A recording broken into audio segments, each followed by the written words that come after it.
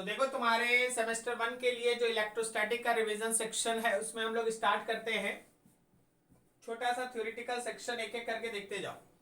Electrostatic का definition आपको मालूम है, चार्ज है ना, रेस्ट में अगर रहेगा तो उससे रिलेटेड जो हम लोग डिस्कशन करते हैं उसको इलेक्ट्रोस्टैटिक कहते हैं। चार्ज का वैल्यू ऑलमोस्ट हर स्टूडेंट को पता है। इलेक्ट्रॉनिक चार्ज होता है 1.6 इंटू 10⁻⁻19 कूलम। प्रोटॉन का चार्ज लीजिएगा भाई प्लस ही लीजिएगा, इलेक्ट्रॉन का चार्ज लीजिएगा माइनस ही लीजिएगा। अब एक चीज बहुत ध्यान से, बहुत बेसिक चीज है कि आप प्रोटॉन और इलेक्ट्रॉन का जो चार्ज प्लस ही और माइनस ही लिखते हैं, इसमें कोई बड़ा छोटा नहीं है।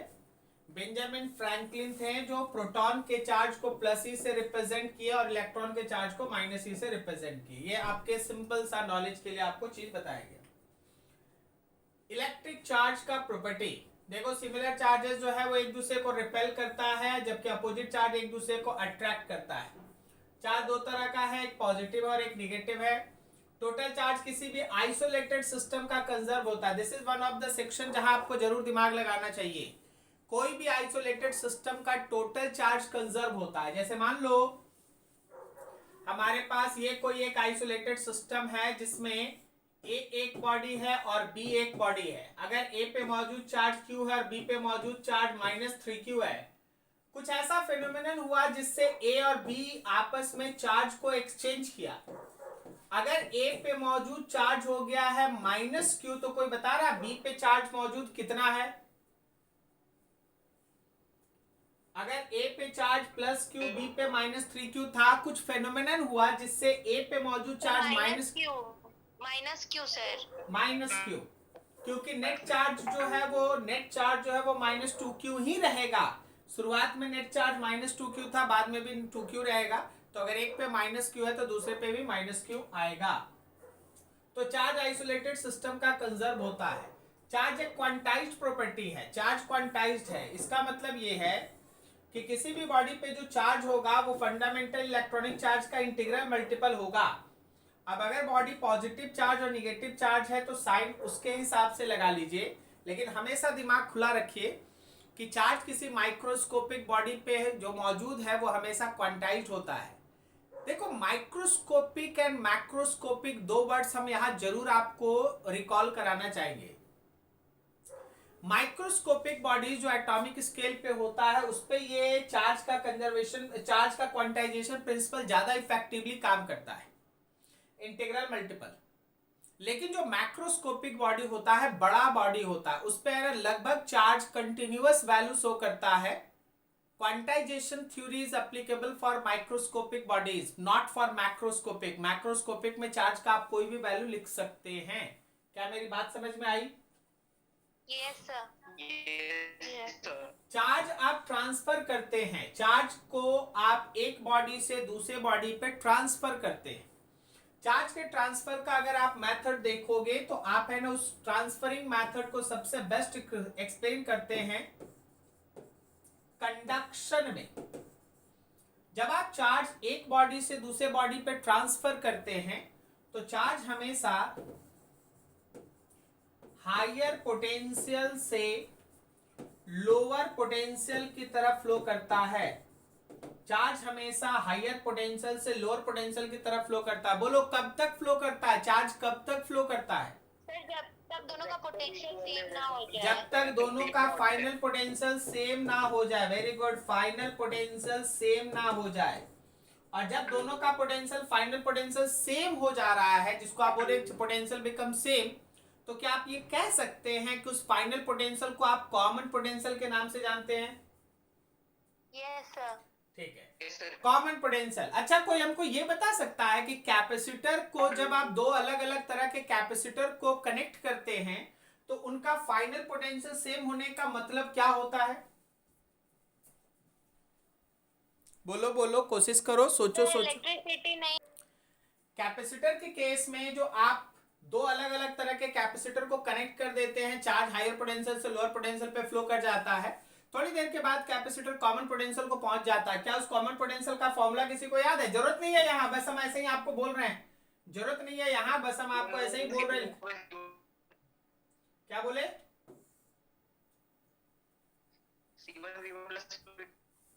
हाँ, very good, C1 V1 plus C2 V2। ठीक है, C1V1 plus C2V2, C1V1 plus C2V2, this is the value. C1V1 plus C2V2 divided by C1 plus C2। याद करो, आपको ऐसा चीज पढ़ाया गया है, ठीक है। तो हर चीज मिला जुला के आपको है ना काम करते रहना है। अगला जो चार्ज के ट्रांसफर का मेथड होता है that is by rubbing, friction. जब आप दो बॉडी को एक दूसरे के अगेंस्ट में रब करते हैं, चार्ज एक बॉडी से निकलता है दूसरे में ट्रांसफर करता है, जिससे इलेक्ट्रॉन निकला वो एक्वायर कर लिया प्लस, और जिसमें इलेक्ट्रॉन इंटर किया वो एक्वायर कर लिया माइनस। चार्ज हमेशा कंजर्व होता है तो दोनों चार्ज का वैल्यू सेम होता है और दोनों का मैग्नीट्यूड सेम है, साइन अपोजिट है। इसलिए कभी भी अगर तुमसे कोई पूछे कि दो बॉडी है उसको फ्रिक्शन से आप चार्ज कर रहे हैं तो बताइए नेट चार्ज सिस्टम का कितना है, तो क्या होगा आंसर आपका? जीरो होगा। Very good, very good. Net charge zero. Charge is invariant. Charge is invariant मतलब वो चार्ज स्पीड पे डिपेंड नहीं करता। कोई एक बॉडी चाहे रेस्ट में है चाहे मोशन में है, चाहे वो फास्ट स्लो चल रहा है या स्लो चल रहा है, अगर उसका चार्ज 2 माइक्रोकूलम है तो वो हमेशा 2 माइक्रोकूलम ही रहेगा, उसका चार्ज वैरी नहीं करेगा। क्लियर है? ध्यान रखना। Charge can not exist without mass while mass can exist without charge.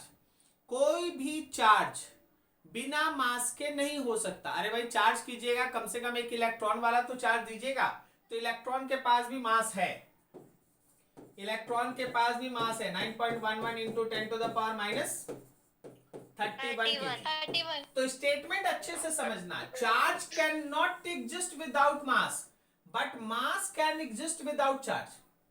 कोई बॉडी में मास है, जरूरी थोड़ी ना कोई चार्ज होगा, चार्ज हो भी सकता नहीं भी हो सकता, लेकिन अगर बॉडी में चार्ज है तो मास जरूर होगा। क्या मेरी बात समझ में आ रही है? हाँ sir. Yes, sir. Now Yes, sir. Interaction between two charges that is Coulomb's law. Obviously आप जानते हैं दो चार्ज के बीच लगने वाला फोर्स ऑफ इंटरैक्शन दोनों चार्जेस के प्रोडक्ट के साथ डायरेक्टली प्रोपोर्शनल और उनके बीच के डिस्टेंस के स्क्वायर के साथ इनवर्सली प्रोपोर्शनल होता है। आप जब यहाँ पे कांस्टेंट लेते हैं तो कांस्टेंट में 1/4 पाई एप्सिलॉन नॉट आता है, जिसका वैल्यू आप 9 into 10 to the power 9 use करते हैं, ठीक है। बाकी ऐसा यूनिट है न्यूटन मीटर स्क्वायर पर कूलम स्क्वायर। और आप इसमें जो एप्सिलॉन नॉट यूज कर रहे हैं वो आपके मीडियम का, एयर का, वैक्यूम का एब्सोल्यूट परमिटिविटी कहलाता है, जिसका value 8.85 into 10 to the power minus 12 unit है कूलम स्क्वायर मीटर स्क्वायर पर newton. This is called absolute permittivity of free space. बढ़िया। आपको इसका यूनिट के साथ साथ अगर हो सकेगा तो इसका डायमेंशन भी आप याद रखिएगा। डायमेंशनली अगर आप एप्सिलॉन नॉट निकालने जाएंगे तो चार्ज का डायमेंशन डिवाइडेड बाय फोर्स और आर स्क्वायर का डायमेंशन होगा। चार्ज का अगर आप एसआई यूनिट लिखिएगा ना, एसआई यूनिट उसका तो ठीक है कूलम आप लिखते हैं, लेकिन डायमेंशनली चार्ज का डायमेंशन करंट इनटू टाइम लिखा जाता है। ओके, आई इंटू टी। तो आप एम्पियर इंटू टी लिखेंगे, दूसरा भी एम्पियर इंटू टी, नीचे फोर्स है ml t-2 और फिर r है मतलब l स्क्वायर। अब आप इसको सॉल्व कर लीजिएगा, जो आएगा वो आपका आंसर होगा। अब यहां देखो, अगर Q1 और Q2 ग्रेटर देन 0 है, फोर्स इज रिपल्सिव। क्या तुमको ये लाइन समझ में आया? दोनों जब भी सेम साइन रहेगा Q1 एंड Q2 तब रिपल्सन होता है। Very good. अगर दोनों प्लस है तो भी प्रोडक्ट पॉजिटिव आएगा, अगर दोनों माइनस है तो भी प्रोडक्ट पॉजिटिव आएगा। तो उसी को लिखा गया है Q1 Q2 अगर ग्रेटर देन 0 है फोर्स रिपल्सिव, और अगर Q1 Q2 लेस देन 0 है फोर्स इज अट्रैक्टिव। एक चीज यहां हम आपसे पूछते हैं, क्या कभी सिमिलर चार्ज एक दूसरे को अट्रैक्ट कर सकता है? नहीं sir. Can two sir, similar induction के चार्ज केस में, हाँ सर इंडक्शन के केस में can two similar charged bodies attract each other? Yes, it can be. हाँ हो सकता है, बिल्कुल सही आंसर पकड़े, इंडक्शन।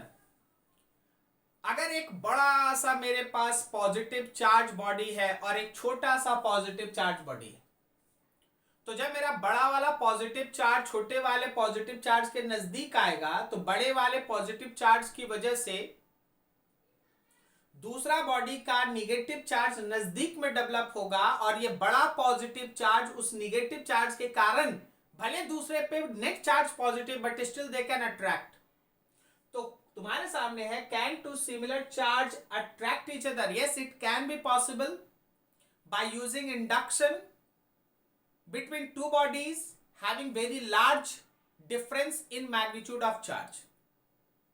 दोनों के मैग्नीट्यूड ऑफ चार्ज में काफी बड़ा अंतर होना चाहिए। पॉसिबल है भाई, पॉसिबल है।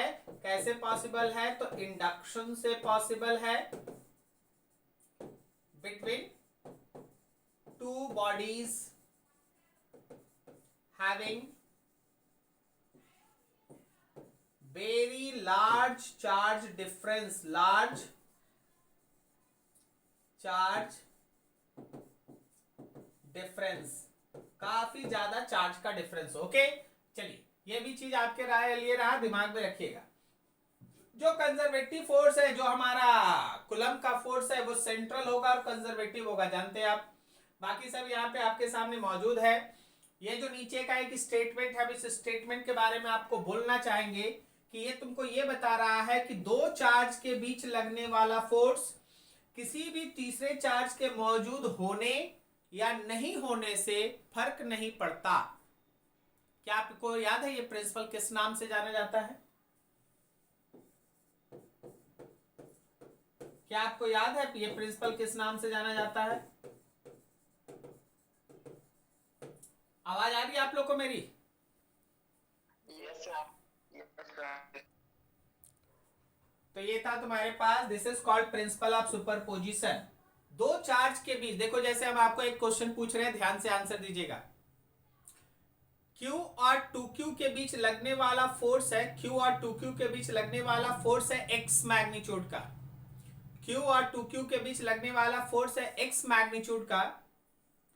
अगर हम एक और चार्ज 3Q इस सिस्टम में ले आए, 3Q इस सिस्टम में ले आए, तो बताओ Q पे 2Q की वजह से जो फोर्स लग रहा है उसका मैग्नीट्यूड पहले x था, 3Q के मौजूद होने से उस मैग्नीट्यूड में क्या अंतर होगा? तो कोई अंतर नहीं होगा। तो कोई डिफरेंस नहीं होगा। बिल्कुल, उसमें कोई डिफरेंस नहीं होगा।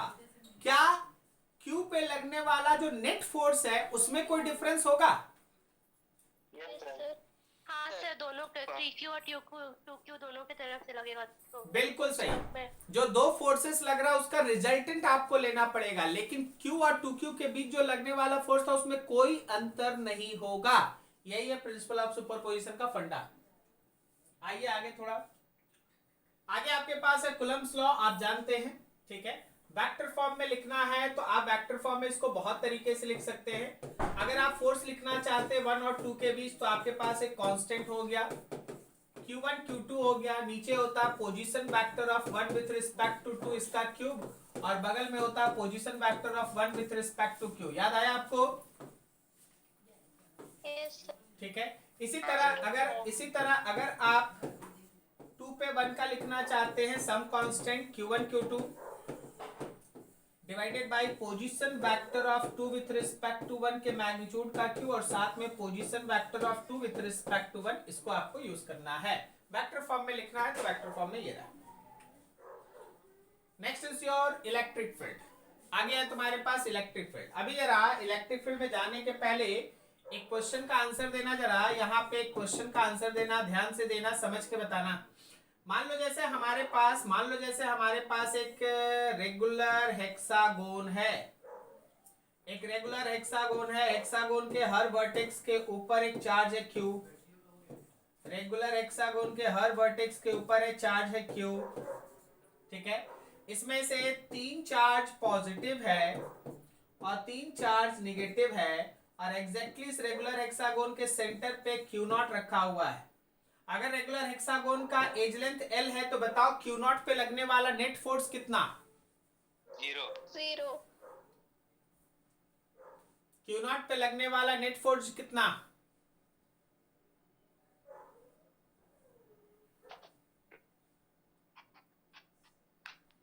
जीरो होगा। नहीं, जीरो नहीं होगा। सर थीटा 30 डिग्री होगा।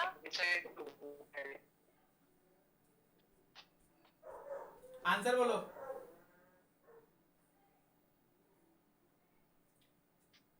चलो आराम से सोच के जल्दी। √2f sir, √2f। Sir √3 KQ by R²।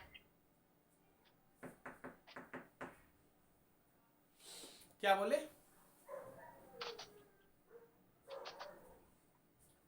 Solve sir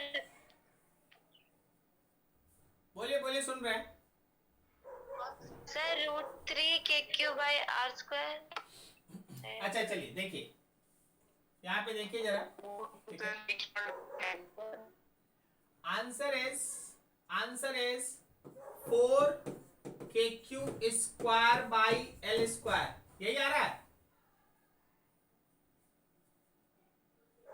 चलो देख लेते हैं। हम भी एग्जैक्ट आंसर नहीं जानते, छोटा सा कैलकुलेशन, उस कैलकुलेशन को कर लेते तब एग्जैक्ट आंसर पे पहुंचेंगे। जरा देख लो, समझो सब कोई। क्या ये पॉजिटिव चार्ज इसको एक F फोर्स से इधर धकेलेगा? हाँ सर। तो ये नेगेटिव भी तो उसको F से अपनी तरफ खींचेगा ना। हाँ सर। उसी तरह ये पॉजिटिव और ये नेगेटिव दोनों मिलके इधर 2F लगाएगा। है? पॉजिटिव F फोर्स से धकेलेगा, नेगेटिव F फोर्स से खींचेगा।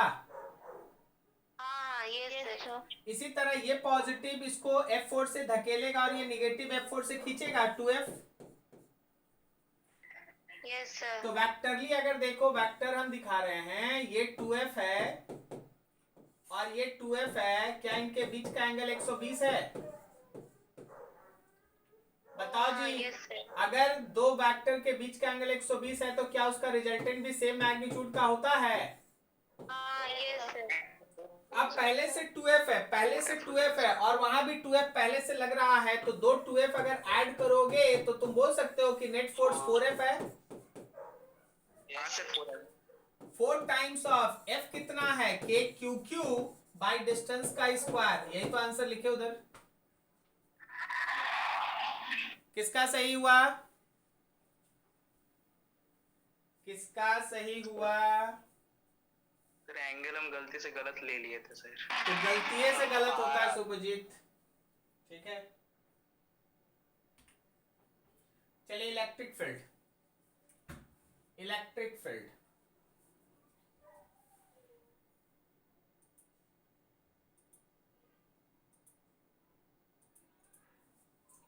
इलेक्ट्रिक फील्ड ऑब्वियसली आप जानते हैं कि एक ऐसा स्पेस होता है किसी भी चार्ज के अराउंड में जिसमें अगर कोई दूसरा चार्ज आए तो वो पहले चार्ज की वजह से इलेक्ट्रिक फील्ड, इलेक्ट्रिक फोर्स या इलेक्ट्रिक इफेक्ट एक्सपीरियंस करता है।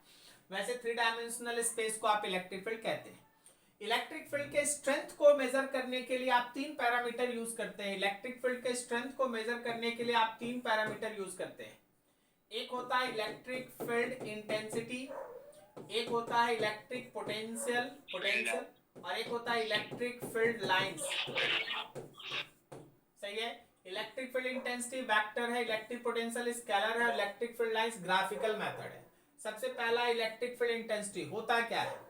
किसी भी रीजन में जहां आप इलेक्ट्रिक फील्ड के स्ट्रेंथ को मेजर करना चाहते हैं, किसी भी रीजन में जहां आप इलेक्ट्रिक फील्ड के स्ट्रेंथ को मेजर करना चाहते हैं, वहां एक छोटा चार्ज रख दीजिए। उस छोटे से रखे गए टेस्ट चार्ज पे जो भी इलेक्ट्रिक फोर्स लगेगा पर यूनिट टेस्ट चार्ज, उसी को वहां का इलेक्ट्रिक फील्ड इंटेंसिटी कहते हैं। So electric field intensity is electric force acting on test charge per unit test charge provided that test charge is very very small. यह है इसका बेसिक डेफिनेशन। अब आप यहां से अगर आप इसका वैल्यू निकालने जाएं तो किसी भी पॉइंट चार्ज का इलेक्ट्रिक फील्ड इंटेंसिटी का फॉर्मूला होता है 1/4 pi epsilon not Q by R²। यहाँ आई कैप का सीधा मतलब उसके डायरेक्शन से है, उसके डायरेक्शन से है। अगर आप इसको वेक्टर फॉर्म में लिखना चाहते हैं तो आप इसका इलेक्ट्रिक फील्ड का वेक्टर फॉर्म हो गया KQ by position vector of point with respect to charge. Charge के रिस्पेक्ट में जो पॉइंट आप ले रहे हैं उसके पोजीशन वेक्टर का क्यूब और multiplied with position vector of point with respect to charge, ठीक है। तो ये इसका पोजीशन वेक्टर, जैसे मान लो हम एक छोटा सा फिगर में आपके सामने रखे इसको वेक्टर ली, ये आपके पास कोई एक ओरिजिन है, यहां पे एक चार्ज है और आपको इस पॉइंट पे इलेक्ट्रिक फील्ड चाहिए। तो ध्यान रखिए ये चार्ज का पोजीशन वेक्टर है और ये पॉइंट का पोजीशन वेक्टर है और ये पॉइंट का पोजीशन वेक्टर है चार्ज के रिस्पेक्ट में। मेरी बात समझ में आई? हाँ सर। ठीक है। अगर आपको इस पॉइंट पे इलेक्ट्रिक फील्ड का वेक्टर फॉर्म चाहिए तो देखिए ये रहा फॉर्मूला, इसको हम शॉर्टकट में लिख दें, तो k cube i position vector of point with respect to charge का cube, position vector of point with respect to charge. बात समझ में आया? हाँ सर। हाँ सर। अब सर अगर चार्ज मेरा निगेटिव हो गया तो देख भाई, चार्ज अगर निगेटिव होगा तो जो इलेक्ट्रिक फील्ड तुम यहाँ पे नीचे की तरफ बना रहे हो क्या वो ऊपर होगा, अपोजिट? हाँ सर। हाँ ये तो तुम चार्ज को अगर यहाँ साइन के साथ माइनस पुट कर दोगे तो ये माइनस तो खुद इसके साथ लग के उसका डायरेक्शन बता देगा ना। हाँ सर। हाँ सर। तो चार्ज साइन के साथ में लेंगे। हाँ, तो चार्ज यहाँ जब भी आप यूज करें, use with proper sign to get proper direction. अगर आप प्रॉपर डायरेक्शन चाहते हैं, यूज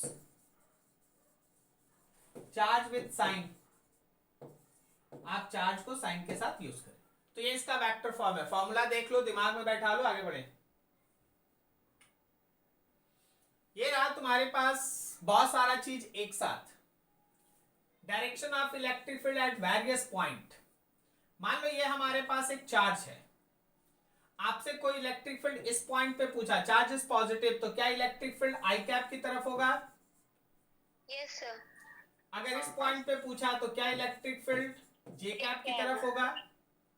ये रहा point, electric field negative x की तरफ होगा, आई कैप, और यहाँ पे हम लोग का नेगेटिव वाई है। अच्छा, अगर अगर अगर अगर बीच में कोई एक पॉइंट ले ले आर डिस्टेंस अवे, अगर बीच में कोई पॉइंट ले ले R distance away having coordinate X and Y, तो क्या हम उस पॉइंट का, वहां से फिगर मिलाते चलना, क्या हम उस पॉइंट का पोजीशन वेक्टर चार्ज के रिस्पेक्ट में लिखें तो लिखेंगे x i cap plus y j cap. Yes sir.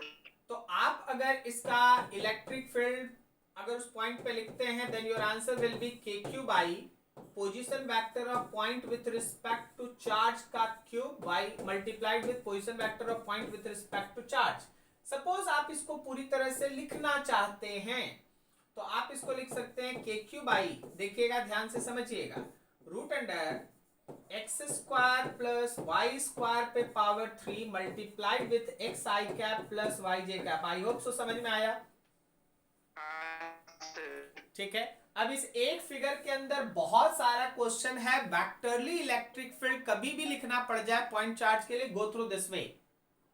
क्या सबको समझ में आ रहा है? Yes sir.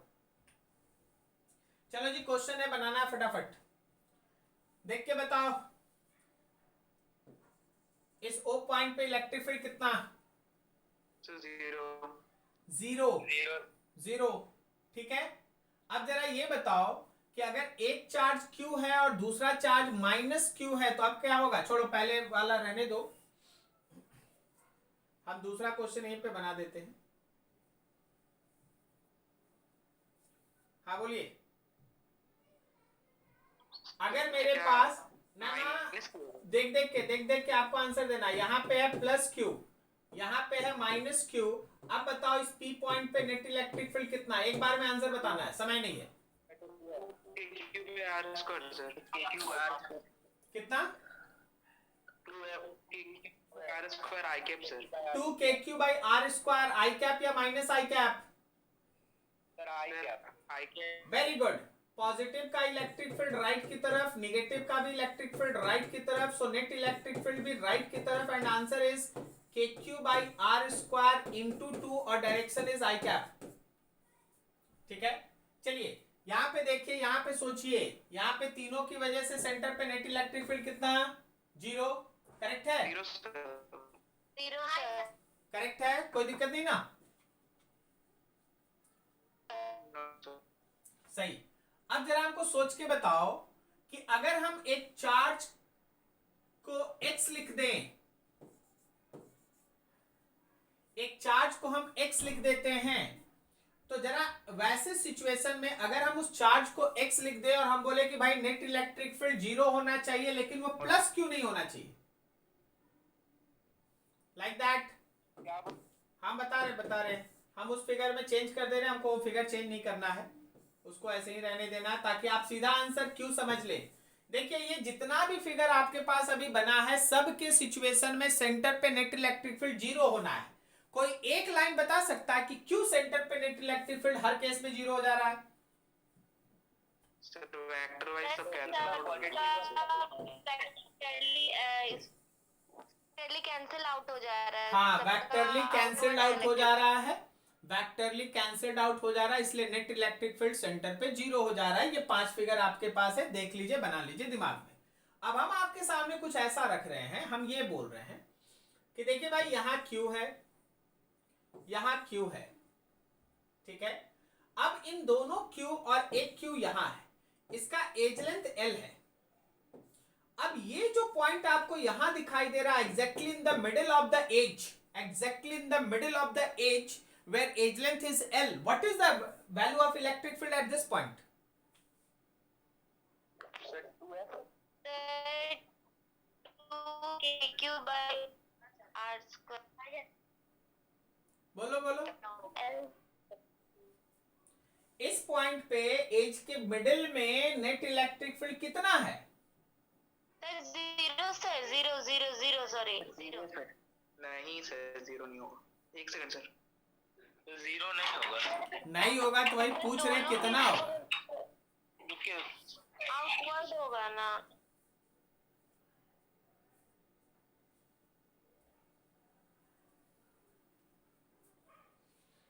देखिए 0 वाला ये सब है, okay? Sir KQ/3 2KQ/3L² sir. 2 या 4?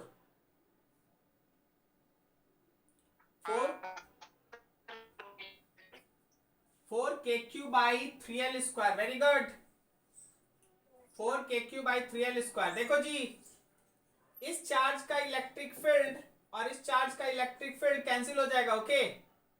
लेकिन इस चार्ज का जो इलेक्ट्रिक फील्ड होगा वो तो बचेगा।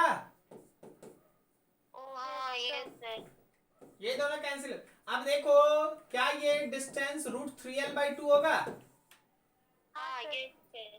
तो इलेक्ट्रिक फील्ड हो गया KQ/डिस्टेंस जो था हम लोगों का √3L/2, उसका स्क्वायर। Sir 4KQ/3L²। हाँ ठीक है, 4KQ/3L², ठीक है? समझ में आया कैसे चल रहा है? हाँ सर। तो 0 0 0 0 0, लेकिन सोच के बताना है आंसर, हर जगह 0 नहीं होता। अब देखो इसी केस में जरा सोच के बोलिएगा, इसी केस में जरा सोच के बोलिएगा, अगर हम आपसे बोल दे कि भाई यहाँ पे नेट इलेक्ट्रिक फील्ड का डायरेक्शन बताओ, यहाँ पे, तो बताओ नेट इलेक्ट्रिक फील्ड इस पॉइंट पे 0 या नॉन 0?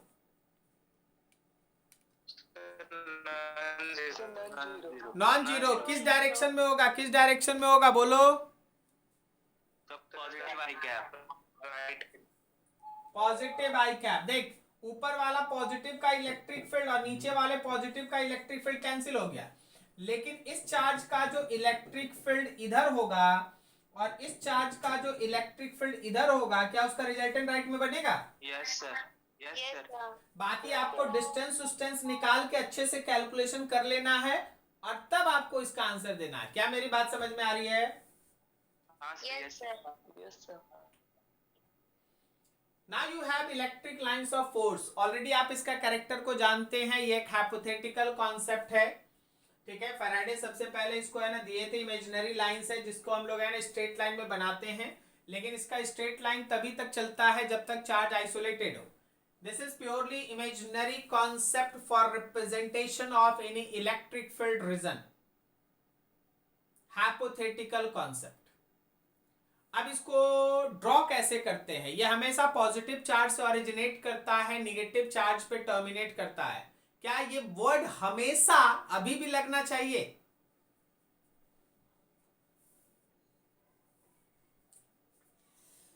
आपको याद नहीं है इंड्यूस्ड इलेक्ट्रिक फील्ड?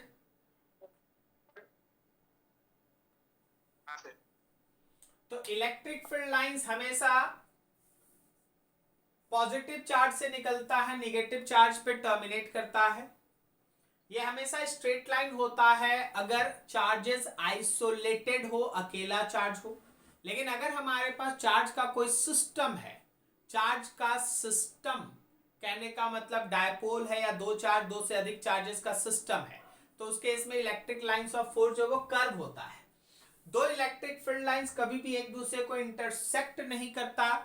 कारण है कि जहां इंटरसेक्ट करेगा वहां तो हम लोग दो टेंजेंट बनाएंगे, और आपको पता है कि अगर इलेक्ट्रिक फील्ड लाइंस पे आप टेंजेंट बनाएंगे तो वो वहां पे मौजूद इलेक्ट्रिक फील्ड का डायरेक्शन बताता है।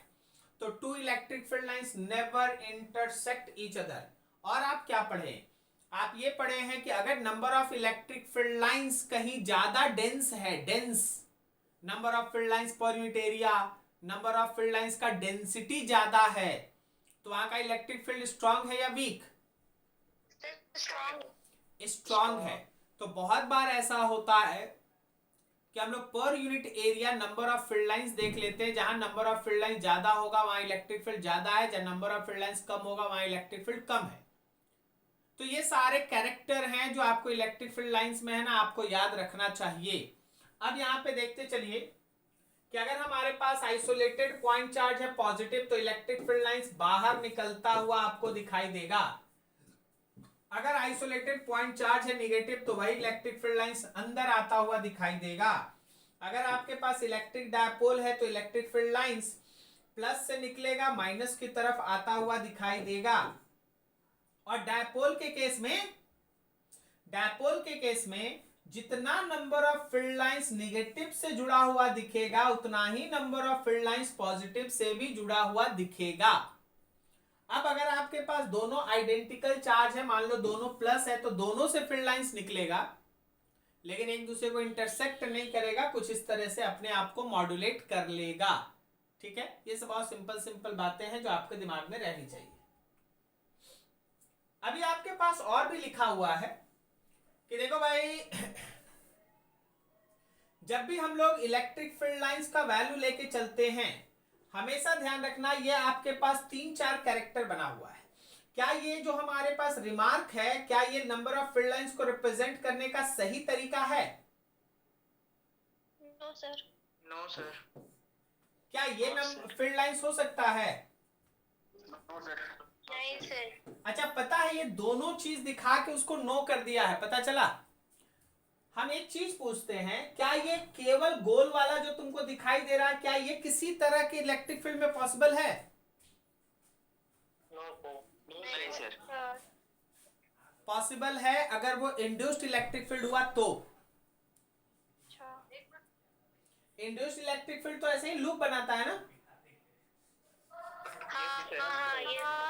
देखिए यहाँ पे क्या किया गया ना, यहाँ बहुत अच्छे तरीके से क्वेश्चन का ये पार्ट दिया गया आपके सामने। आपको एक ऐसा भी दे दिया ताकि आप ये नहीं बोले कि हम इंड्यूस्ड सोच रहे हैं। दोनों तरह का चीज एक बार में पॉसिबल नहीं है। ओपन भी पॉसिबल है, क्लोज भी पॉसिबल है। क्लोज वाला केवल इंड्यूस्ड में चलेगा, वो इंड्यूस्ड है।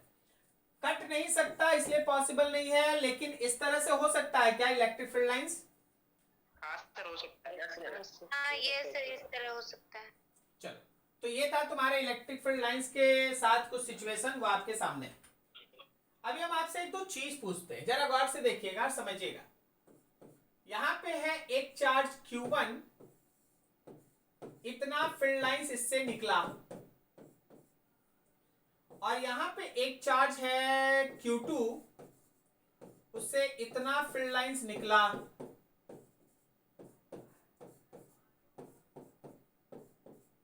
जरा सोच के बताना, इन दोनों चार्जेस के मैग्नीट्यूड का रेशियो कितना है? ये माइनस सर माइनस है तो फिर आउटवर्ड कैसे होगा? हाँ इन दोनों सर चार्जेस Q2 के का ज्यादा होगा, सर Q2 का ज्यादा होगा और Q1 का कम होगा। 1/2 1:2 1:2 1:2।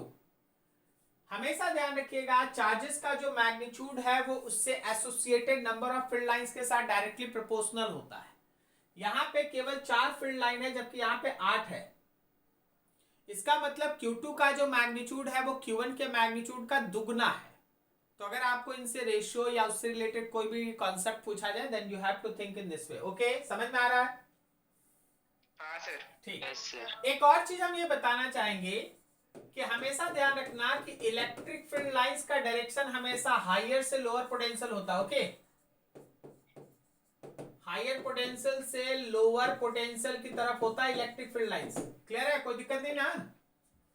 No sir. No sir. अच्छा ठीक, इस फिगर को देखो गौर से। ये मेरा पॉइंट ए है और ये मेरा पॉइंट बी है। बताओ ए और बी में किसका पोटेंशियल ज्यादा है? सर ए का।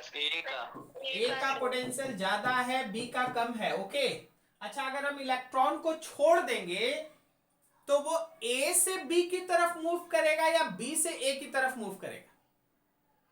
सर ए से बी। ए से बी की तरफ से। अगर हम इलेक्ट्रॉन को छोड़ेंगे सर बी से ए की तरफ मूव करेगा सर, बी से ए की तरफ। हाँ सर लोअर टू हायर जाता है ना। इलेक्ट्रॉन को अगर हम छोड़ देंगे तो वो ए से बी की तरफ मूव करना चाहिए या बी से ए की तरफ मूव करना चाहिए? किधर जाना चाहिए?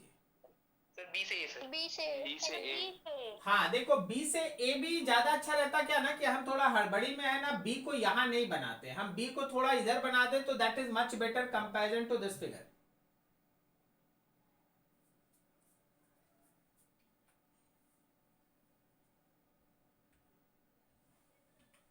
एक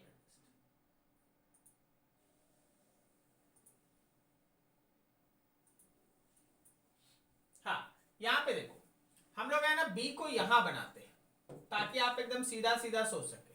अब अगर आप किसी इलेक्ट्रॉन को ए पे या बी पे छोड़िएगा तो किधर से किधर मूव करेगा? एकदम सही पकड़ रहे हो, बी से ए जाएगा। अरे भाई आप इसको बहुत तरीके से देख सकते हैं। आपका इलेक्ट्रिक फील्ड अगर ए से बी की तरफ है तो इलेक्ट्रॉन रखिएगा तो वो फोर्स अपोजिट में ना फील करेगा। Yes sir. Yes sir.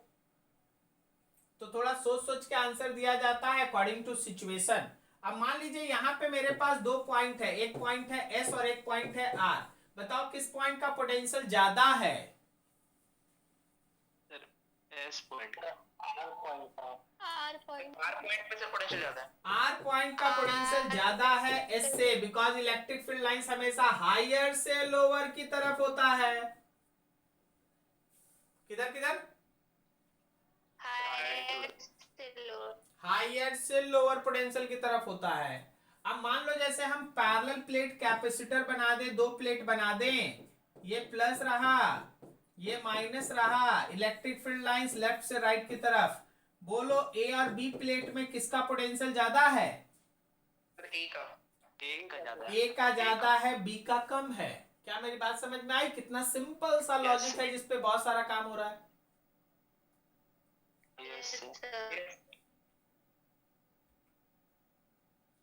एक और फिगर हम बनाना चाहते हैं, जरा गौर करना सब कोई। चलो यहीं पे देख लो। मेरे पास है पॉइंट ए है, बी है, यहां सी और ये डी है। ये आपके कॉपी पे भी आपको मिला होगा। लेफ्ट से राइट की तरफ मेरा इलेक्ट्रिक फील्ड लाइंस है। सोच के बताओ ए बी सी डी चारों को इलेक्ट्रिक पोटेंशियल के इंक्रीजिंग या डिक्रीजिंग ऑर्डर में अरेंज करो। करो फटाफट, जल्दी बोलो। सर सी सबसे ज्यादा पोटेंशियल होगा। सबसे ज्यादा सी है, बी है, डी का इक्वल होगा, फिर ए का कम होगा। सही बोला। किसी को कोई दिक्कत? No sir. No sir. No sir. Electric dipole. Electric dipole electric dipole एक अरेंजमेंट है जिसमें दो इक्वल और अपोजिट चार्ज एक स्मॉल सेपरेशन पे रहता है। इसको हम लोग इलेक्ट्रिक डायपोल कहते हैं, represented by dipole moment. Dipole moment का वैल्यू एक वेक्टर है जिसका मैग्नीट्यूड होता है q इंटू 2a और उसका डायरेक्शन हमेशा होता है किधर से किधर, negative to positive. Positive. Negative to positive charge. ठीक है, ये एक वेक्टर है और इसका एक से एक एप्लीकेशन है। यूनिट होता है कूलम मीटर।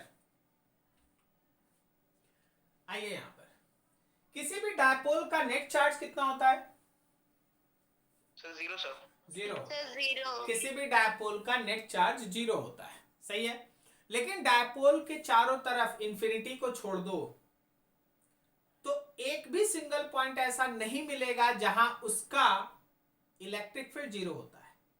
इस वजह से जब आप डायपोल के इलेक्ट्रिक फील्ड का डिस्कशन करते हैं तो आप एक्सियल लाइन, इक्वेटोरियल लाइन और इवन एट एनी पॉइंट आप तीन तरह से डिस्कशन करते हैं। एक्सियल लाइन पे इलेक्ट्रिक फील्ड इंटेंसिटी का इक्वेशन होता है, आपका पढ़ा हुआ चीज आपको एक बार याद दिला दे, k into 2p r divided by r square minus a square का होल स्क्वायर, सही है। Yes sir. बाकी वेक्टर Yes, sir. फॉर्म में तुम चाहोगे तो वेक्टर फॉर्म में लिख लो।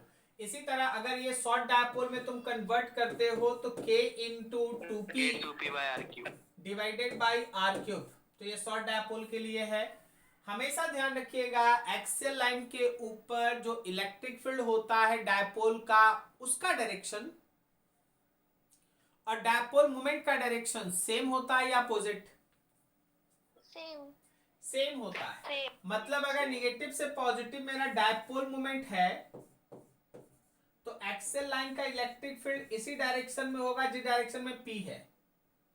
जिस डायरेक्शन में P है एक्सियल लाइन पे इलेक्ट्रिक फील्ड का डायरेक्शन भी वही है। जब आप इसी केस में इक्वेटोरियल लाइन पे आते हैं तो आपके डायपोल का इलेक्ट्रिक फील्ड इंटेंसिटी का इक्वेशन हो जाता है this one, r square plus a square पे power 3/2। r square plus a square 3/2। Yes sir. ठीक है, अब उसी में शॉर्ट डायपोल के लिए तुम जाते हो तो ये आ जाता है k इंटू माइनस, अच्छा यहाँ माइनस साइन क्या बता रहा है? डायरेक्शन अपोजिट है। डायरेक्शन अपोजिट है। P का जो भी डायरेक्शन है इक्वेटोरियल लाइन पे इलेक्ट्रिक फील्ड उसके अपोजिट में होता है। P का जो भी डायरेक्शन है इक्वेटोरियल लाइन पे इलेक्ट्रिक फील्ड इसके अपोजिट में होता है, सही है। अब देखो आप एक चीज अगर ध्यान से देखें तो एक्सियल लाइन का इलेक्ट्रिक फील्ड और इक्वेटोरियल लाइन के इलेक्ट्रिक फील्ड में एक्सियल वाला इलेक्ट्रिक फील्ड इक्वेटोरियल वाले इलेक्ट्रिक फील्ड से ज्यादा है, दुगना है। एक्सियल वाला इलेक्ट्रिक फील्ड डबल है, इक्वेटोरियल वाला इलेक्ट्रिक फील्ड आधा है, करेक्ट बोले? हाँ सर। ठीक। अब जरा सोच के बोलना कि एक पॉइंट चार्ज है उससे हम डिस्टेंस को दुगना किए, इलेक्ट्रिक फील्ड में एक्स फैक्टर का चेंज हुआ, कितना? X factor. फिर एक इलेक्ट्रिक डायपोल से हम डिस्टेंस को दुगना किए, इलेक्ट्रिक फील्ड में वाई फैक्टर का चेंज हुआ, वाई फैक्टर। बताओ एक्स कितना है, वाई कितना है? सर क्वेश्चन और एक बार रिपीट करेंगे? ये बोले कि एक पॉइंट चार्ज है, वहां से अगर हम डिस्टेंस को दुगना कर देते हैं तो जो पहले इलेक्ट्रिक फील्ड था डिस्टेंस दुगना करने के पहले डिस्टेंस पर, नया इलेक्ट्रिक फील्ड डिस्टेंस दुगना करने के बाद का इलेक्ट्रिक फील्ड में एक्स फैक्टर का चेंज हुआ, और डायपोल में किसी पॉइंट पे इलेक्ट्रिक फील्ड है, अगर हम डायपोल से इलेक्ट्रिक फील्ड के लिए हम डिस्टेंस को दुगना करें तो इलेक्ट्रिक फील्ड में वाई फैक्टर का चेंज हुआ। बोलो एक्स कितना, वाई कितना? सर एक्स एक्स ही रहेगा, y by 2 हो जाएगा। y by 2। देखिए आप लोग है ना, आप लोग बहुत सारी चीजें जानते हैं लेकिन आप समय पे क्वेश्चन के हिसाब से अपना दिमाग नहीं दौड़ा पाइएगा। Point charge, electric field proportional to 1/r square, dipole electric field proportional to 1/r cube. जब हम पॉइंट चार्ज में डिस्टेंस को दुगना किए तो इलेक्ट्रिक फील्ड 4 टाइम्स घट गया। हाँ सर। सर E/4 और इसमें E/8 होगा। तो x फैक्टर से चेंज करने का मतलब electric field becomes 1/4 times x factor, x is 1/4, और डायपोल में y फैक्टर कहने का मतलब 1/8। तो आपको चीज आने के साथ साथ अकॉर्डिंग टू क्वेश्चन आपको आंसर देने भी तो आना चाहिए।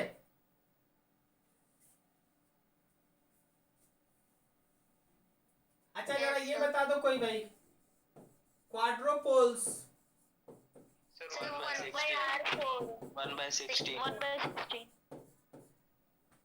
ठीक, तो ये सब चीजें याद होनी चाहिए। एनी पॉइंट के लिए आपके पास इक्वेशन है, एनी पॉइंट के लिए आपके पास इक्वेशन है। This is net electric field 1/4πε0 p/r³ root under 3 cos square theta plus 1। अगर आप डायरेक्शन के लिए जाएंगे तो tan θ/1, tan alpha is equals to tan θ/2। Okay, net electric field makes angle theta plus alpha with dipole moment. आप यहाँ देख ही रहे हैं कि हमारा हॉरिजॉन्टल के साथ थीटा बनेगा, उसके बाद अल्फा रहेगा। तो अगर हॉरिजॉन्टल के साथ आप एंगल निकालना चाहते हैं तो थीटा प्लस अल्फा दोनों ऐड कर दीजिए। इसमें और कुछ खास नहीं है जहां हम आपको कुछ समझा सके, तो बस समय पे याद रखना, बहुत काम आने वाला चीज है। अच्छा, ये नीचे वाला data is very very interesting.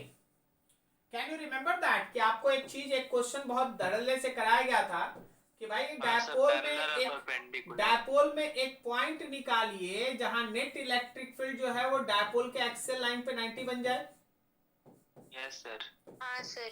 ठीक है, तो आप जब इसमें कैलकुलेशन करते हैं तो क्या हमारा थीटा tan इनवर्स √2 आया था?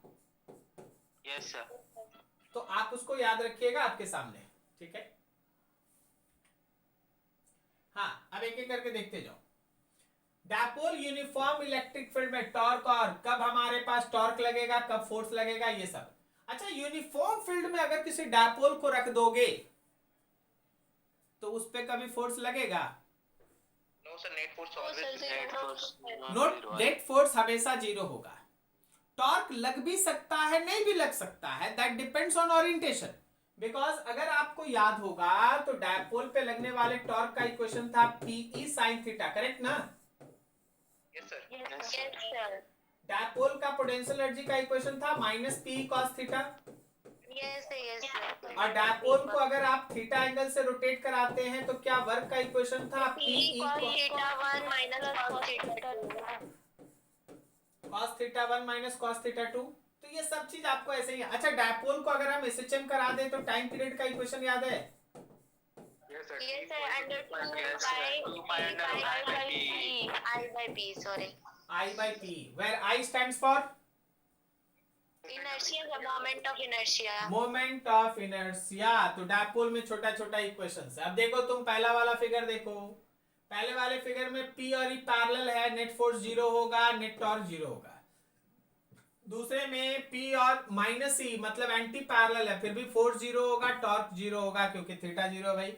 यहाँ पे आप थीटा पकड़ लो तो 0 डिग्री है, यहाँ पे आपका थीटा पकड़ लो तो 180 या पाई है। इस केस में जो आपका थीटा है दैट इज 90 डिग्री। तो 90 डिग्री के हिसाब से चलोगे, फोर्स तो 0 होना ही है, टॉर्क हो जाएगा मैक्सिमम। वेक्टर फॉर्म में ऐसे लिख सकते हो, और किसी भी थीटा एंगल पे ये रहा वैल्यू। तो ये आप पहले से जानते हैं, आपको याद है। पोटेंशियल एनर्जी ऑफ डायपोल सामने भाई, चेंज इन पोटेंशियल एनर्जी लिखा हुआ, पोटेंशियल एनर्जी ऑफ डायपोल लिखा हुआ, ऊपर में वर्क लिखा हुआ, ये अभी आप कर लिए थे। आइए यहां कुछ क्वेश्चन करें, ध्यान से देखो, ध्यान से देखो। आपके पास E का इक्वेशन है E0 I cap plus E0 J cap.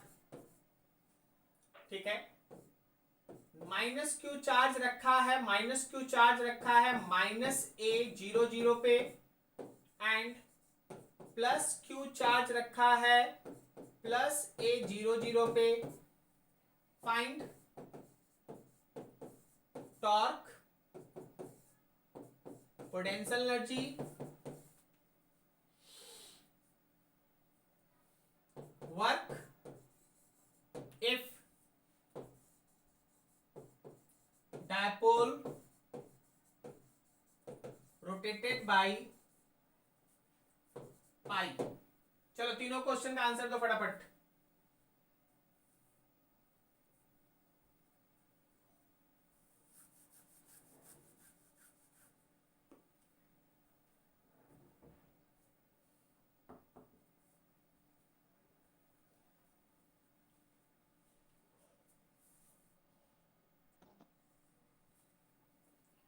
देखिए जी, देखिए आपको सबसे पहले यहाँ पे चार्जेस को रख के, चार्ज यहाँ पे एक -a पे था, -1,0,0 है ना, यहाँ पे कौन है -q, और एक है +a पे 0,0, यहाँ पे है +q। तो क्या हमारा डायपोल मोमेंट निगेटिव से पॉजिटिव की तरफ, तो वेक्टर फॉर्म में लिखोगे q इंटू 2a और डायरेक्शन के लिए आई कैप। अरे बोलो, समझा? Yes sir. अब यहां से जब तुमको टॉर्क निकालना है, जब तुमको टॉर्क निकालना है तो P का क्रॉस प्रोडक्ट E के साथ, cross product Q into 2a के साथ आई कैप, इसका cross product E not I cap plus E not J cap, E not I cap plus E not J cap. Now think that Q into 2a E not, अब देखो आई cap और आई cap 0 हो गया। अरे cross product याद है? Yes sir. I cross i 0 होगा, और आई क्रॉस जे के होगा। माइनस के। अरे आई क्रॉस जे के कैप होगा, माइनस नहीं होगा, आई क्रॉस जे के होगा। तो ये आपके पास आ गया टॉर्क का आंसर पहला। अब दूसरा आप ये देखिए, पोटेंशियल एनर्जी के लिए आपको डॉट प्रोडक्ट चाहिए। ये देखो पोटेंशियल एनर्जी, तो आपको क्या करना है, आपको डॉट प्रोडक्ट निकालना है किसके बीच, तो P और E के बीच का डॉट प्रोडक्ट। तो आपके P का वैल्यू हो गया Q इंटू 2a, साथ में आई कैप, और डॉट प्रोडक्ट लेना है E नॉट आई कैप और E नॉट जे कैप के साथ। बताओ आई कैप का डॉट प्रोडक्ट किसके साथ 0 होगा, आई कैप के साथ कि जे कैप के साथ? सर आई कैप के साथ। J cap sorry sir, dot product है ना। तो जे कैप वाला 0 हो जाएगा, ये वाला मान लो यहाँ नहीं है, बस जो है सामने है, and answer is -Q2a E not. ठीक है।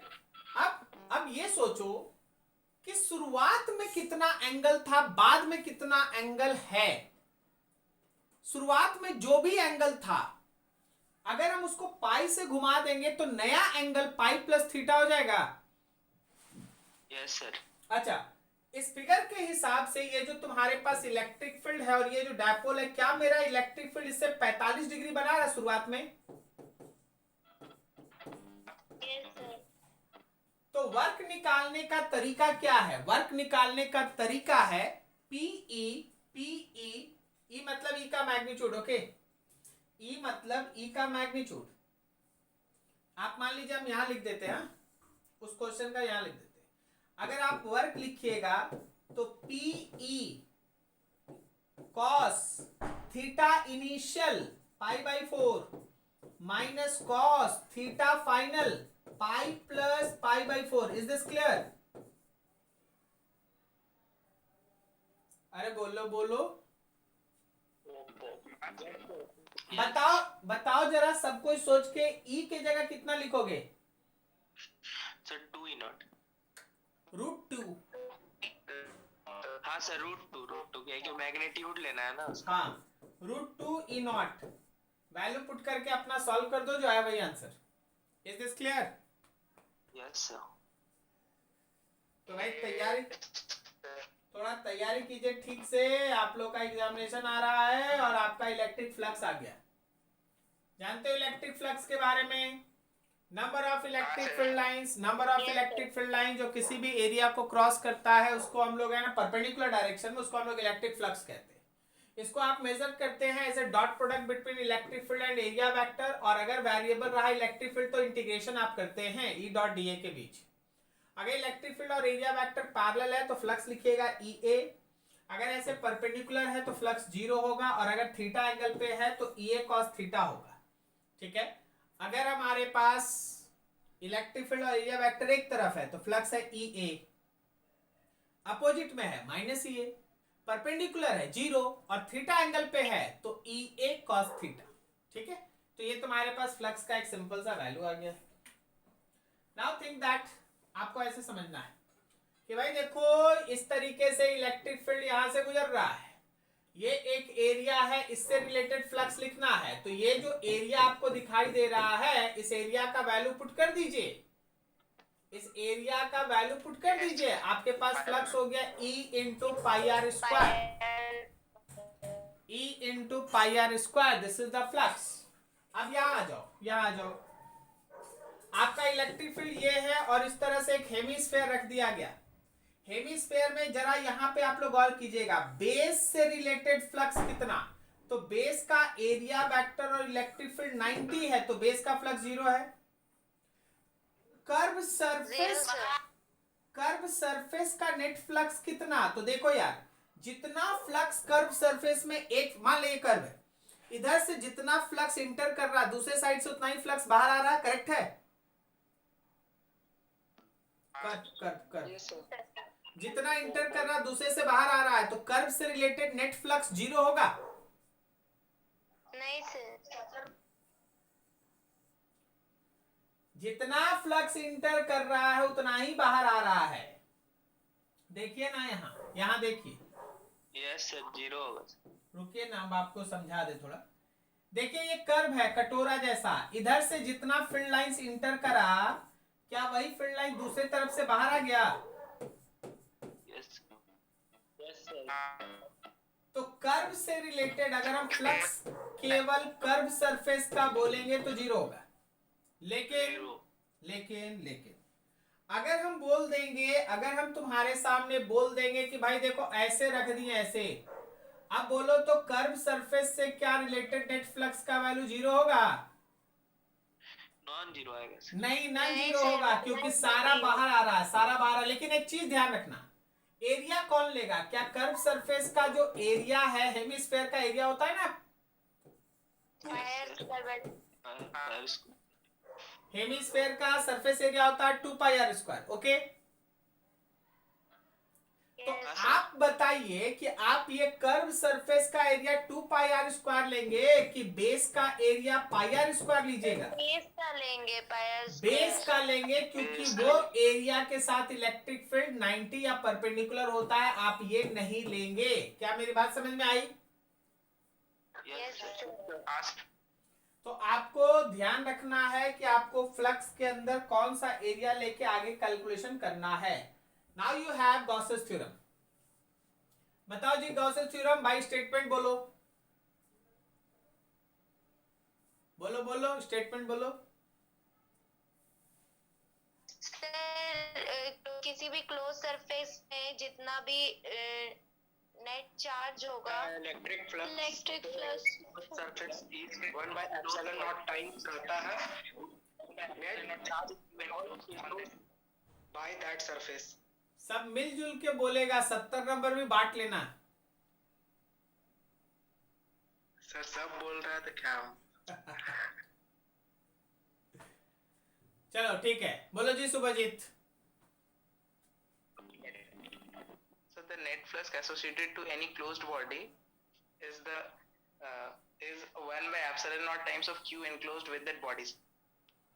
बॉडी के जगह पे कर्व सरफेस या फिर इनक्लोज सरफेस बोलो, इनक्लोज सरफेस, ठीक है? The net electric flux associated with any enclose surface will be equals to 1 by epsilon naught times the net charge enclosed by that surface. The net charge enclosed by that surface. Okay? हाँ sir. Yes sir. अब यहाँ पे देखो तुम्हारे पास बहुत सारी चीजें हैं पूछने के लिए, जरा गौर करना। मान लीजिए आपके पास ये चार्ज यहाँ रखा है, यहाँ पे ऑब्वियसली पॉजिटिव चार्ज होगा, लेकिन एक कर्व सरफेस यहां बना दिया गया, तो इस फर्श से रिलेटेड फ्लक्स का वैल्यू 0 होगा? बोलो बोलो। Yes sir. क्यों 0 होगा? हमको नहीं समझ में आया।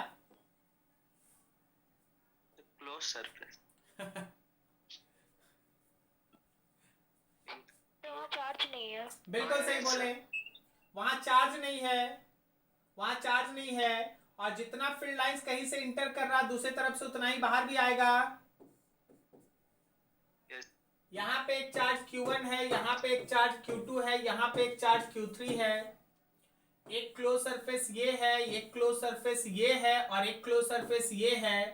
मान लो इस क्लोज सरफेस का नाम है 1, इस क्लोज सरफेस का नाम है 2 और ये क्लोज सरफेस है 3। बताओ 1 का फ्लक्स कितना, 1 का नेट फ्लक्स बोलो। Q1 plus Q2 Q3 by epsilon naught. Q1 plus Q3 Q3 by by epsilon not. 2 का फ्लक्स बोलो। Q1 plus Q2 by epsilon naught. Q1 plus Q2 by epsilon not. और 3 का Q2 flux by बोलो, epsilon. 3 का flux बोलो। 0, क्योंकि उसके अंदर नेट चार्ज कुछ है नहीं। Is this clear? अब आपके पास यही फिगर देख लीजिए, यहीं पे देख लीजिए। ये देखिए थर्ड नंबर फिगर देखिए। एक चार्ज सेंटर पे Q रखा हुआ है, एक 1 है एक 2 है। 1 से रिलेटेड फ्लक्स कितना? Q by epsilon naught. Q by epsilon not, Q by epsilon not. और 2 से रिलेटेड फ्लक्स कितना? Q by epsilon naught. अच्छा, इसका मतलब ये एरिया बड़ा हो गया तो फ्लक्स पे कोई फर्क नहीं पड़ा। No sir. Very No good. sir, area कोई फर्क नहीं पड़ता। डिपेंड साइड से कोई फर्क नहीं पड़ता। हाँ, बस वो डिपेंड करता है कि अंदर में नेट चार्ज कितना इनक्लोज है। चलिए ये अच्छा है, आपको आता है, कोई इशू है नहीं। ठीक है, आगे बढ़ते। वासस थ्योरम का एप्लीकेशन। सबसे पहला एप्लीकेशन तो यही था भाई कि आप है ना किसी भी इलेक्ट्रिक फील्ड को पॉइंट चार्ज के केस में आराम से निकाल सकते हैं। आप लाइन चार्ज के केस में भी निकाल सकते हैं, स्फेरिकल शेल के भी केस में निकाल सकते हैं, सॉलिड स्फीयर के भी केस में निकाल सकते हैं। पूरा डेरिवेशन आपके कॉपी पे होगा, याद है आपको? Yes sir. चलिए बताइए जरा, यूनिफॉर्मली चार्ज स्फेरिकल शेल है, यूनिफॉर्मली चार्ज स्फेरिकल शेल है। हम हल्का फुल्का फॉर्मूला हम यहीं पे लिख देते हैं एक ही बार में सब, ठीक है? क्या इस स्फीयर को जो भी तुम चार्ज दोगे वो इसके आउटर सरफेस पे रिसाइड करेगा? बोलो बोलो, अरे बोलो। Yes sir. कोई भी मेटालिक सरफेस को अगर आप चार्ज देंगे तो उसको आउटर सरफेस पे रिसाइड करेगा ना। यहाँ लिखा है ना चार्ज स्फेरिकल शेल, ठीक है? शेल है भाई, सॉलिड स्फीयर नहीं है। अब बताओ, अगर इसके अंदर में कोई एक पॉइंट ले जिसका डिस्टेंस रेडियस से छोटा हो तो वहां का इलेक्ट्रिक फील्ड कितना होता है? 0. 0 होता है। सरफेस पे इलेक्ट्रिक फील्ड जहां एग्जैक्टली रेडियस के बराबर होता है AQ by R square. KQ by R square या फिर सिग्मा बाई एप्सिलॉन नॉट लिख दें। Yes sir. और अगर आप सरफेस के बाहर बात करते हैं जहां डिस्टेंस ऐसा हो, यहाँ का इलेक्ट्रिक फील्ड क्या लिखें? KQ by small R square लिख दें। सही है? हाँ सर सही है। तो क्या हम इसको sigma into capital R square by epsilon naught small R square भी तो लिख सकते हैं ना? ठीक है। तो अगर आपके पास कोई स्फेरिकल शेल है then you have to find the electric field according to this formula. एकदम सिंपल, आपसे पूछेगा आप आंसर दीजिए। आपको इसका ग्राफ भी एकदम याद होना चाहिए कि इलेक्ट्रिक फील्ड और अगर डिस्टेंस का ग्राफ बनाए तो यहां से यहां होगा, फिर ऊपर जाएगा, फिर ऐसे नीचे होगा। करेक्ट है? Yes sir. अब यही अलग अलग करके लिखा हुआ है सब तुम्हारे सामने। अच्छा चलो यहाँ पे एक क्वेश्चन पूछ लेते हैं, सोच के बताना फटाफट।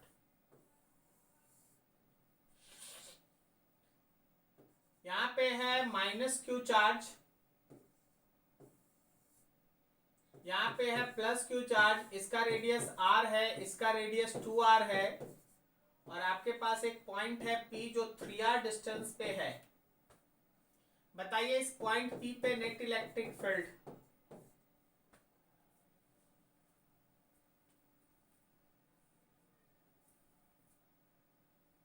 नेट इलेक्ट्रिक फील्ड बताइए 3r डिस्टेंस पे।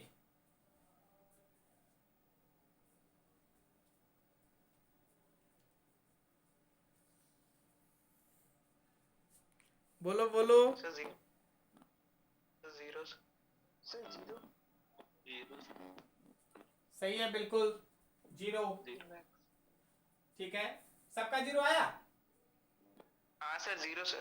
प्लस क्यू वाले के कारण के Q by R square, R मतलब 3r का स्क्वायर, और माइनस वाले के कारण माइनस क्यू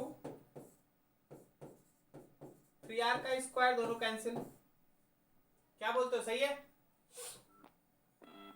अच्छा, अगर हम यहाँ पे बात करते हैं, ये एक पॉइंट लेते हैं जिसका डिस्टेंस एक्चुअली 3r/2 होता, तो यहाँ का इलेक्ट्रिक फील्ड बोलो होता या नहीं होता? ये P1 पॉइंट है, ये P2 पॉइंट, P2 पॉइंट पे इलेक्ट्रिक फील्ड 0 या नॉन 0? होता सर एक में 3r/2 का होल स्क्वायर कर दिया। बिल्कुल सही बोला। अगर P2 पॉइंट पे निकालता इलेक्ट्रिक फील्ड, अगर P2 पॉइंट पे निकालता तो KQ/3r/2 का स्क्वायर, क्योंकि जो बाहर वाला सेल है उसका तो इलेक्ट्रिक फील्ड 0 है। हाँ सर। Yes sir. ठीक है, यस सर। तो क्वेश्चंस इसी तरह से रहेंगे, आपको वो दिमाग खुला रखना है।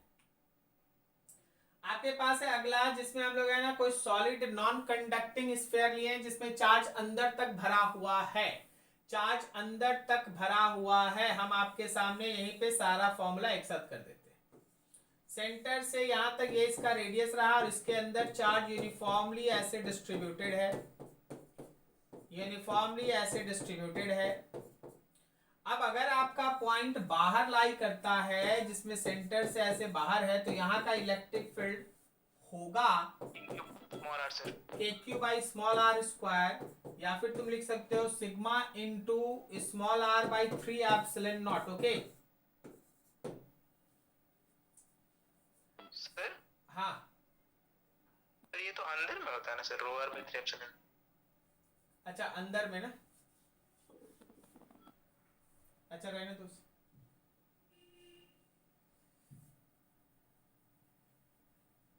अंदर में सही।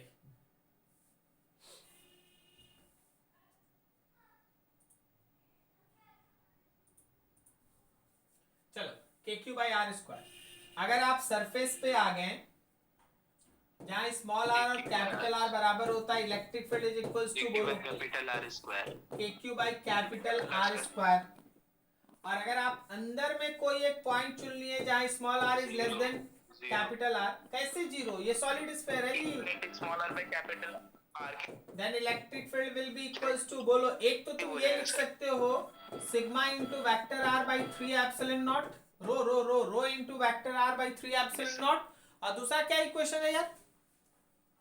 1/4 KQ into small r by बोलो बोलो KQ small r by r cube, KQ small r by capital R³।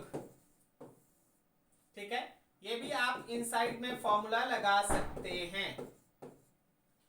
तो मिनाल, जैसे तुम बोल रहा है कि अंदर वाले में 0 होगा, थोड़ा ध्यान से याद कर लो, जब सॉलिड स्फीयर रहता है तो अंदर में इलेक्ट्रिक फील्ड 0 नहीं होता। Okay yes sir. Metallic sphere में होता है ना सर? मेटालिक स्फीयर में होता हो, पीछे बता चुके थे। अभी ग्राफ इलेक्ट्रिक फील्ड और आर का ग्राफ, क्या यहाँ से यहाँ स्ट्रेट लाइन उसके बाद ऐसा कर्व होगा? सर यस सर, क्योंकि ये प्रोपोर्शनली आ रहता है और इनवर्सली रहता है। बिल्कुल सही, बिल्कुल सही। ठीक है, आइए इलेक्ट्रिक फ्लक्स के ऊपर, इलेक्ट्रिक फ्लक्स के ऊपर। अच्छा देखिए, ये चार्ज रखा है, सामने में एक प्लेट जैसा रखा है, ये तुम्हारे HCV का क्वेश्चन है। देख के बताओ, इस प्लेट से रिलेटेड जो फ्लक्स है वो Q/6ε0 लिखा है, सही है या गलत? सर सही है। सर सही है सर। सही है, सही है, सही है, बिल्कुल सही है। सेंटर पे होगा। सेंटर पे है, इसी वजह से बनाएगा आइडेंटिकल इक्वल सिमेट्री के साथ। सिमेट्री है तो 6 फेसेस होता है, 6 से डिवाइड कर देंगे। बाकी आप देख ही रहे हैं, यहाँ सेंटर पे है तो हमारा Q/ε0, और एक फेस से बोलेंगे तो Q/6ε0। ये सब आपके कॉपी पे कराया गया है, एक बार जरूर देख लीजिएगा। Okay yes sir. सर बोलो। सर ये इस वाले में सर ये 5th वाला थोड़ा बता दीजिए ना सर। सॉलिड स्टेट में बताना, अगर एज के सेंटर पे रखा है तो कितना कंट्रीब्यूशन होता है उस क्यूब के अंदर? 1/4। 1/4 तो जो चार्ज यहाँ एज के सेंटर पे रखा है उसका Q/4 हिस्सा अंदर है, just divided by epsilon not. Okay Yes, sir. Yes, sir. Okay sir.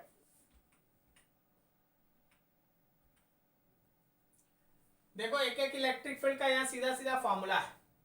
Point charge के लिए KQ/R², shell of charge with charge Q radius R KQ/R² outside और 0 इनसाइड। अगर हम स्फीयर ऑफ चार्ज लेते हैं चार्ज Q रेडियस R तो KQ/R/R² inside और KQ/R² outside.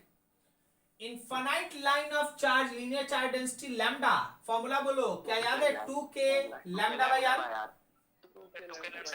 2K λ/R। और अगर हमारे पास इनफाइनाइट प्लेन सरफेस है चार्ज का तो क्या लिखेंगे? σ/2 एप्सिलॉन नॉट।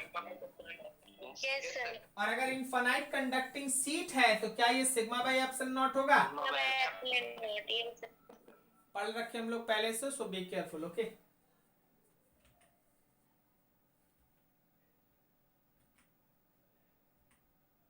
जस्ट चेक कर रहे हैं।